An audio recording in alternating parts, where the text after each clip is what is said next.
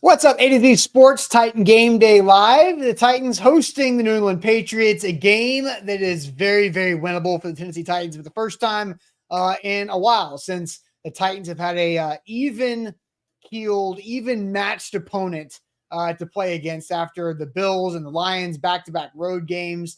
So we'll find out a lot about this team today. We'll find out what the best-case scenario is for the outcome of this Titans versus Patriots matchup. I'm Austin Stanley alongside Easton Freeze, Titan Game Day Live, presented by our friends at X Golf, Nashville, and Murfreesboro. Going to have some fun in this pregame show. Go through what is the best case scenario for this game? What is the X factor for this game for the Titans to get a win, which is on the table today?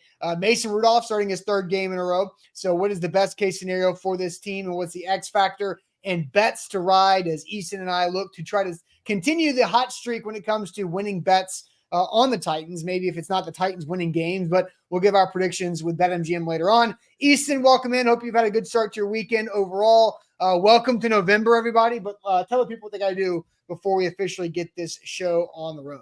Hello, Austin. Hello, people. Help us out. If you're with us live this still technically morning, we need you to like the show on YouTube, on Facebook. Hit that thumbs up button right down there below the image on your screen. That is the easiest way for you to help us get as many live eyeballs in here as possible before the Titans look to get their second win of the year. We appreciate you guys jumping in the comments as well. Give us your thoughts on what you expect to see from the Titans today. Steve, Brandon, Gabriel, Titans, Kyle, Ryan, Julius, Robert, and others, all of you guys, see you guys with us here already in the comments. Appreciate you guys. So like the show, and let's get ready to watch what should be an interesting Titans matchup. Yeah, that's one way to say it. But let's get it going officially. Welcome into A to Z Sports. This is the Titan Game Day Live pregame show powered by our friends at X Golf Nashville and Murfreesboro, and also by BetMGM. X Golf Nashville, also now in Murfreesboro, the home of indoor golf in Middle Tennessee. X Golf, play, train, entertain at playxgolf.com.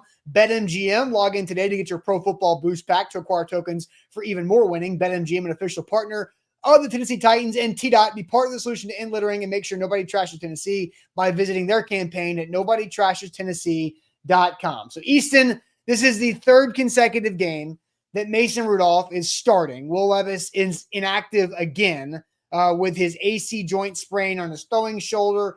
He played against the Colts. We all kind of know the history of this, but getting hurt on September 30th in Miami, diving for a first down, did not get the first down, but hurt the shoulder. Bye week, plays against the Colts.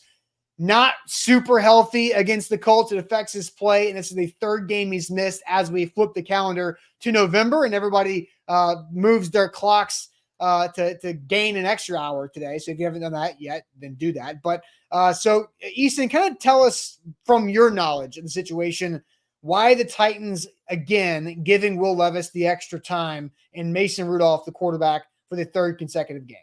Yeah, speaking with some folks inside the Titans building earlier this week, sounded like they were going to give Will Levis a fair shot in practice. Obviously, we talked all week about how they were doing their due diligence from a coaching standpoint of really pushing him in practice. 3 consecutive days of throwing. Wednesday was his first day throwing in over a week, so that he had been on the rest and recovery train for a full 7 days. He threw for 3 days, and they were pushing him, not just in terms of endurance throughout the practice, but making sure he could push the ball downfield to all the areas of the field that they would want him to throw in a game. Indication from my conversations I had on Friday was that he was going to be a long shot to go this weekend unless he was miraculously healed overnight. And in Saturday's kind of last minute throwing testing session they had, you just blew them away. Obviously that did not happen. And so he is close. The coaching staff is happy with his progress, and they are excited to have him back. Obviously we've talked about how, for whatever fans believe this may be, the reality of the situation is it's not a soft benching. This coaching staff wants him back. They want him to play the rest of the season. But more important than anything right now for them is when they get him back, they want him back for good. They refuse to have another situation like they did in that Indianapolis game. So they've erred on the side of caution the past 3 weeks. The good news, obviously, he is close. It's sounding like next week he has a very good shot to finally be back in the fold. But this week, they chose to play it safe for one more week to get him as rested as possible. Yeah, and so for me, I always have to keep score, right? Whether it's takes or what. I said sit him against the Colts to not have this injury continue to extend throughout the season. And now if they would have sat him against the Colts, maybe he plays the last couple of games. Who knows? But they're at least net -2 games started by Will Levis by having him play that game against the Colts, not allowing that injury to heal more. So that's where they're at overall. So another key contributor who's out today, Dylan Radins, is also out, who's been a pretty solid contributor. We went under the radar this one. I had a lot of people text me this morning like, did I miss this? Yeah, you did. He was questionable coming into this one. And a lot of people were, but Dylan Radins is out. So, I mean, what's your gut? I haven't seen it on social media yet, but your gut, Daniel Brunskill, right guard It'll today? be Dan Brunskill. Yeah, he'll be the right guard today. That's what was happening in warmups. And he is the primary, with Andrew Upchich going down in particular. Obviously, he's going to be moved to IR here shortly. If he yesterday? If not, he was. Okay, so they went ahead and moved him. And so Dan Brunskill is now your primary swing interior lineman. And so he'll be playing. If you listen to Paul Kaharski's tweet this morning, he'll be playing right tackle apparently. But no, he'll be playing right guard. No, yeah, right guard this week. He'll be playing right guard. Right guard for Brunskill. And then I see a funny comment coming in here from Koss, says this game is a betting interest only. Well, stay tuned because I've got a bet for you that I feel very confident in, and I use my odds boost on BetMGM this morning. There's also draft interest. There's a lot of interest, and that's where we're going to start here, Easton, because I did see Zach Geringer ask or said if Levis was playing, it would be a little more interesting. I mean, I think this game is very interesting. So let's go ahead and ask this question to the chat this morning to get you guys in here active and playing along with us. What's the best case scenario? What's the best outcome for this game? Titans versus Patriots. What is the best outcome for this game here live? We'll get to our X Golf X Factors here momentarily, where Easton's got an X Factor for the Titans offense. I've got an X Factor that I think you guys are going to be very interested in seeing and watching how it follows along. But make sure you hit that like button. I do want to get to King VC's super chat. So before we get to your best case outcome for this game, lock in and like the show on Facebook and on YouTube. That goes a long way for us. So appreciate King VC for jumping in here this morning. So what is the best case scenario for this outcome here? King VC says lose the game. Kyle says lose, tank season. Julia says Titans lose. Malachi says Titans lose, Panthers win, Titans get the number 1 spot. Pistol Ramsey, loss equals Sanders loading. Jonathan, lose without any injuries. Tippy SOT says obvious answer is Titans loss, need the draft pick. Roberto comes in here, says Titans win and score 30 plus points as the best case scenario. Then Corey says no one else gets hurt. Now we're getting scoring predictions. We're talking about we'll get to outcome, that. We'll get to those. But Zlatan says lose, lose, lose. Steve says Titans win. Justin's just getting loose. Koss says win at all cost. And Gabriel comes into something with a little bit of mine. Gabriel says anything that builds confidence for the players that will be playing in blue in the next few years. And so I don't know where you're going to go, Easton, but I kind of have a feeling that we're going to be along the same lines. Oh, this game, in my opinion, the best case scenario for this game is that you see proof of concept for this coaching staff. Mm-hmm. And that doesn't have to be tied to the scoreboard at the end of the game.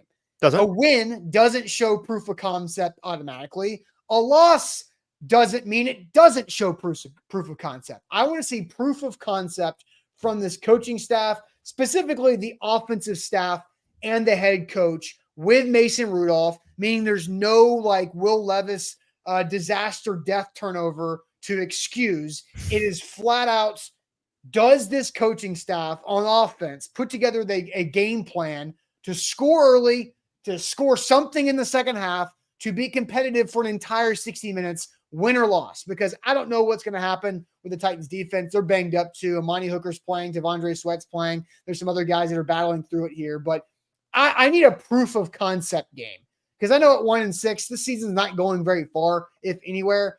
Probably not. But I need to see proof of concept. That's where I'm going to go with this, Easton. So what's your best case scenario with this? Yeah, it's basically my take as well. There is no perfect outcome in this game, right? No realistic perfect outcome. The perfect outcome would be threading that needle of proof of concept offensively, all of the players that are in the Titans' long-term plan looking really good, and the cohesiveness there clicking, and the coaching staff making good decisions, and you somehow still lose like that. That's just not not a realistic ask, honestly. So I think in the realm of they win and look good or they lose and look bad, I'll lean they win and look good. It's just I understand that the draft considerations for folks, and I understand the incentive to tank and all of these things. It's just too early for me to lean into that personally. I know that it's too early for these players and these coaches. Losing out will do you some good, obviously, because the draft position matters, but it's going to do you no good in terms of the bones of this team, the young players that are going to be around for a long time, the coaching staff. I really don't think there's any world in which this coaching staff is one and done, but losing out is certainly the best way for that to be proven wrong, right? So they're obviously trying to win and probably need to win. There is such thing as momentum going into a season, finishing a season strong and going into the next season with momentum. Like that is a real thing that we've seen. And so I think that a win is the best case, especially given the opponent, right? That's the biggest thing is this is the opponent that if one of the couple opponents you have down the stretch here that you need to show something against. So the other thing, Austin, the biggest consideration for me and the reason why I think a theme for me the rest of the season, battling back and forth with the chat over tank, don't tank. I've not done my due diligence that I will do on the draft starting in the new year, but just anecdotally, there is nobody in this draft at 1 overall that I am like, there's no Caleb Williams in this draft class that is really incentivizing me to go all in on the tank. There's not. I like Shadur Sanders a lot. I think that he's clearly the number one quarterback for me right now. That's subject to change. Yeah. But every guy in this quarterback draft class is flawed. I don't think any of them in any other draft class would be a 1-1 overall guy. And so I don't see the incentive there to go all in on making sure you get your guy at 1 overall. I don't. Yeah, we didn't walk into this college football season and the NFL season knowing that's the first overall pick. Right. Like last year we did. Last year we knew it was Caleb Williams. And then Jay Daniels just came out of nowhere and was a badass. And so, but I think there is something to that. Zach Garinger comes back and says, I don't want to see the Titans win by running the ball like they did in Miami. I think that's the worst outcome. No proof of concept was displayed or anything, just a pointless win. I agree. That is worst case. Yes. It's not like a win where you still feel bad about. There can be a lot of worst case. There's a lot of things that can be worse than that right there. But what Zach Garinger's saying, that is not a good scenario. I mean, it's not the best case. I'll just say that much. It's definitely not the worst. Everything can be worse. A lot of bad things could probably happen that would make us be like, oh my gosh, that was like the worst game in Titans history. But, and I don't want to even speak those things out loud into existence potentially, just in case somebody's listening. Because the football gods have not been nice to this franchise. But I agree with the point of like, I don't want to see Tony Pollard with 27 carries and Julius Chestnut have 8 and them run the ball for 170 yards and win the game 17-13. I have no interest in that either. Sure. Now Kyle says it's week 8 or 9. Callahan proved already he ain't it. I don't think so. It's so silly. Yeah. It's week 8 or 9 in 2021. Dan Campbell's proven he's not it. He's 0-9. What are you talking about? Yes. And so somebody says this ain't the game to win. I mean, this is the game to win. Like you can win this game and still get the number 1 overall pick just fine. What is the game to win if this isn't the one? Yes, this is the game to win. You need to win at home. You haven't won at home since week 18 of last season. It was technically January 24. So you need a win and you need to be able to have some proof of success overall for these guys to be able to build on this. All right. So Sightseeing does ask, how hurt is Tony Pollard? Because Tony Pollard was questionable. You sent a tweet out yesterday. So Easton, give us some insight on Tony Pollard's overall health, because he has a foot injury, correct? It's a foot, and he's the other guy really that I had significant private conversations about on Friday.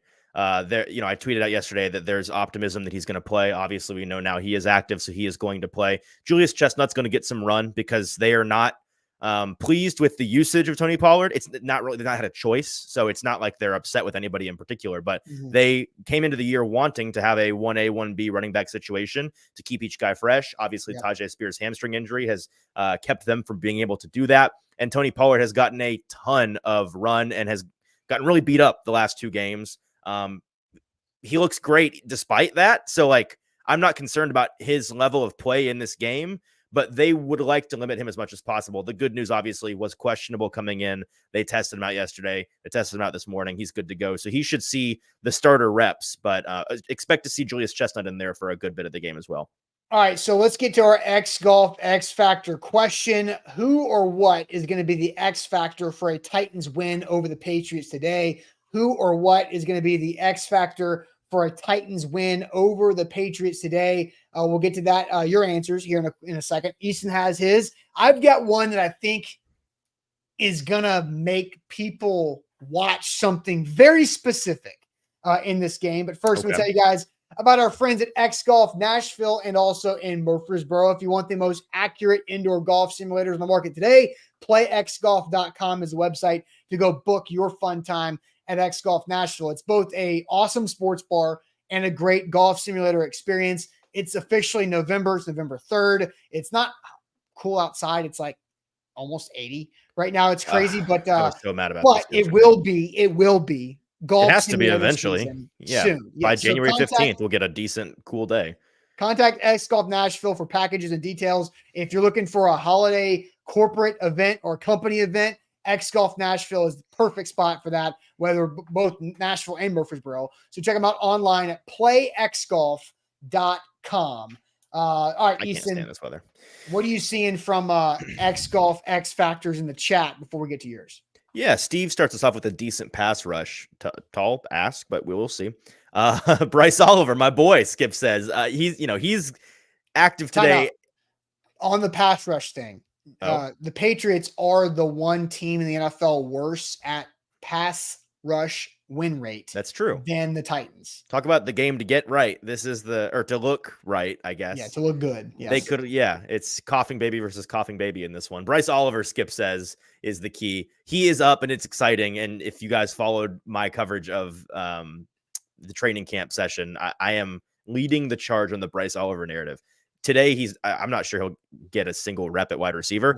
He is up today as a part of the Titans' active effort to improve at gunner on special teams, which obviously they need to do. So he's a big part of today's game, just not as a receiver.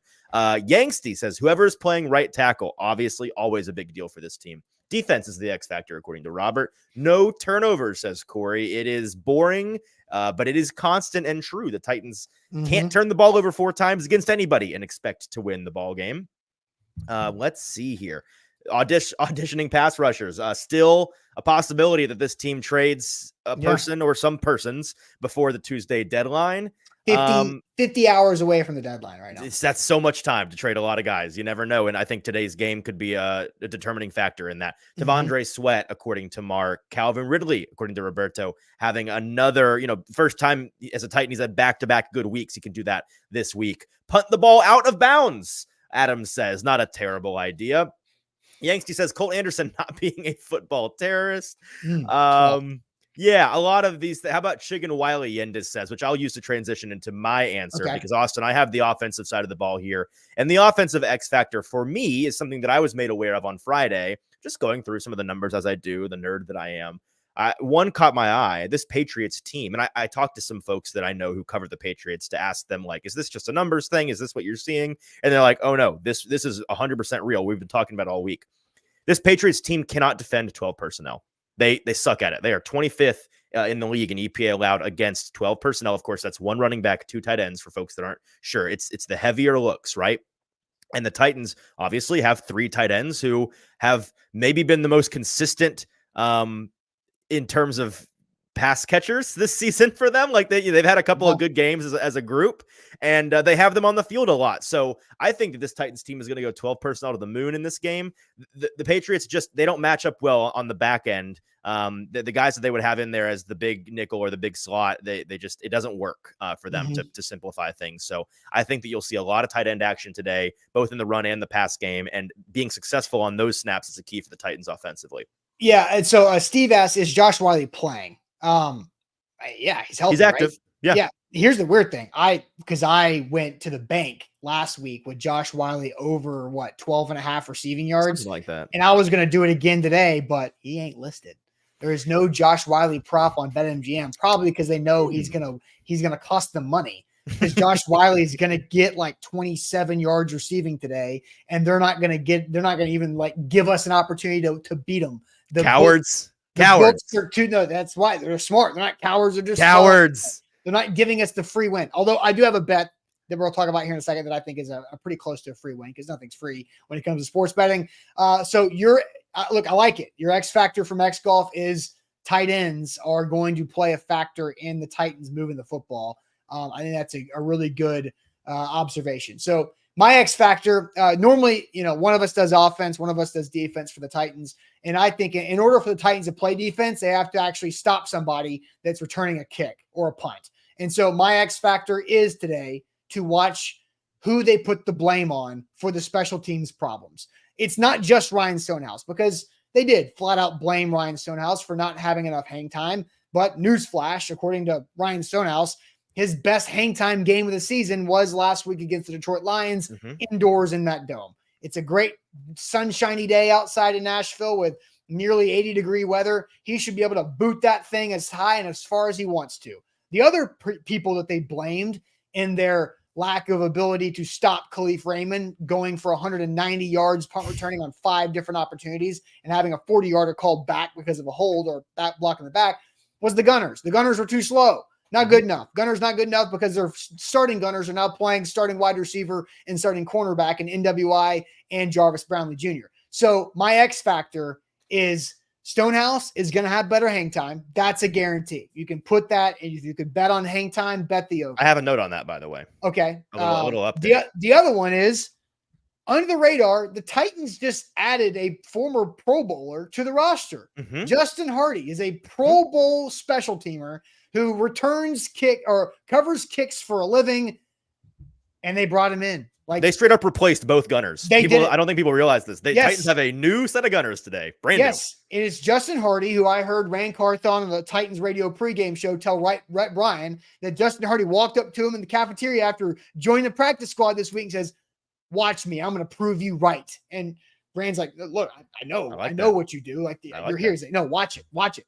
And so also Bryce Oliver, I believe, will get opportunity as the other gunner. So you're going to get more speed, and with Justin Hardy's case, more experience at covering kicks. That is something that I'm watching like a hawk today, because the Patriots punt returner is a talented dude. So I think they have a potential to impact this game, because the Titans defense has been good when they don't have to start in the red zone. They're not good when they have to start in the red zone. What defense is? Not many. And so that is my X factor, is they have completely changed the Gunners, and Ryan Stonehouse will kick it higher. Yeah, and a note on that, my colleague and one of my best friends, JT Runke, shout out JT, at the Titans Stadium today, and he texted me earlier that he was watching the punting warm-ups, Colt Anderson standing right in the hip pocket of Ryan Stonehouse with a stopwatch in hand, clocking those things. So JT did his best job with his phone to clock the punts and got an average for us, 10 punts, averaging 4.5 hang time with good distance. So that is obviously, people are like, a half second, who cares? That matters. You can work with 4 or 5 and decent distance. If somebody asks a half a second, who cares? What's the difference in a 4.5 40 and a 5 flat 40? About 200 or 300 draft picks. Yeah, a lot of money. Yeah. So So a half second is a lot of hang time. We'll see if he does it in game. Got to do it in the game. We'll see. So what do you think about my X factor there? Because when we get on the phone earlier, I was like, okay, you took all Titans offense, like, okay. And then I was like, no, this is going to be special teams. We spent the entire week bitching about this. And Colt Anderson was intimidated by the press conference podium this week. And now he's out there trying to intimidate Ryan Stonehouse with a stop. Never an effort problem, guys. Never an effort problem. I mean, internally, it's the Titans X factor in this game. So, of course, it has to be our X factor. Yes. So I like that quite a bit. All right, let's go ahead and get to our bets and our prediction for the game here live on our pregame show. Shout out to X Golf Nashville, Murfreesboro, playxgolf.com for your appointments and booking days with X Golf. So also, let's get to our predictions here. So if you've got bets, if you've got a prediction, a score prediction, drop them in the chat. Shout out to BetMGM. If you want to go big on your first bet, you do it by signing up with our code ATOZ Sports. That means you get up to $1,500 back in bonus bets if that first bet misses. That's with BetMGM, an official partner of the Tennessee Titans. If you're an existing user, you log into your BetMGM app every Sunday during the pro football season, and you get tokens for odds boosts or parlay boosts, whatever it may be. And I used my odds boost. I had a 25% odds boost today. And so I used it, Easton, on Mason Rudolph completions over 18.5. It was minus back to the well. 120. You've done this before, I believe. I worked did it for you the first time against the Buffalo Bills. That's it right. worked great. I stayed away from it last week against the Lions because the number was like 20 or 21.5. And so I stayed away. I saw it this morning at 19.5 at plus 105. I was going to take that, but it dropped close to game time to 18.5 minus 120. Sweet. So I used my token from BetMGM to make it basically plus 105. So I got 18.5 at plus 105 right there. That's my bet. I'm riding Mason Rudolph over 18.5 completions today. I dig it. I've got two bets. One being just, how do you not sprinkle $1 on NWI anytime touchdown? It's been 3 weeks in a row. Let's make it 4. You gotta, because all he does is first downs and touchdowns. My other bet last week, if folks were with us in the pregame, I shared my computer model based parlay, which was plus 1,000 odds. It hit. Let's go back to the well. It is still plus 1,000. It's long odds, but let's just see if we can get lucky again here. I've got these 4 legs. I'm logging in, so I'm just going to play. Okay. Sure. All right. Here's the 4 legs. We've got both overs on the rushing yards for the quarterback. So Mason Rudolph over 8.5 rush yards. Drake May over 20.5 rush yards. 20.5 for Drake May. Go look at the numbers. When he's playing, the boy scampers. He gets after it. The model has him projected at 25 yards today. So liking that delta there. And then Tony Pollard over 2.5 receptions every week this season. When he's played, he's had 2, 3, or 4. So we need to get to 3.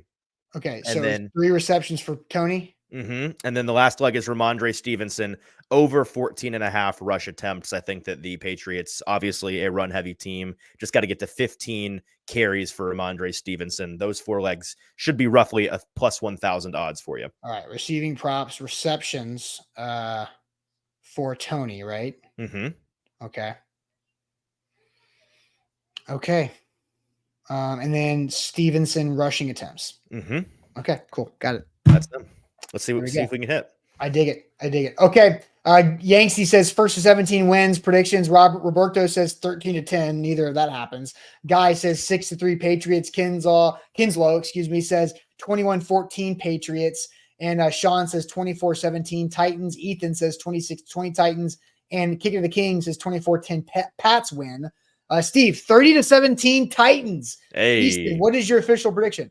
Yeah, I'll go 23-17 Titans win. Couple touchdowns, 3 Nick Folk doinks from distance for 3. I think that the Titans get over 20 points for the first time. How long? Since Miami? Is that right? Something like that.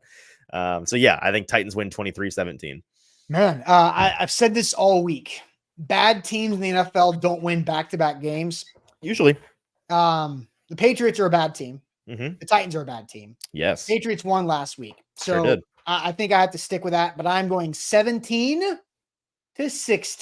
Titans win. Gross. They don't even cover. Gross. 17-16. Bet the under. 17-16. All right, guys. That is it for us. The Titans and Pats is getting set for kickoff here momentarily. I do want to give a shout out to our great partners for all of our Titan Game Day Live this season. Make sure you hit the like button too on the way out on Facebook and YouTube. We'll be right here for halftime and for postgame. X-Golf Nashville and Murfreesboro, playxgolf.com.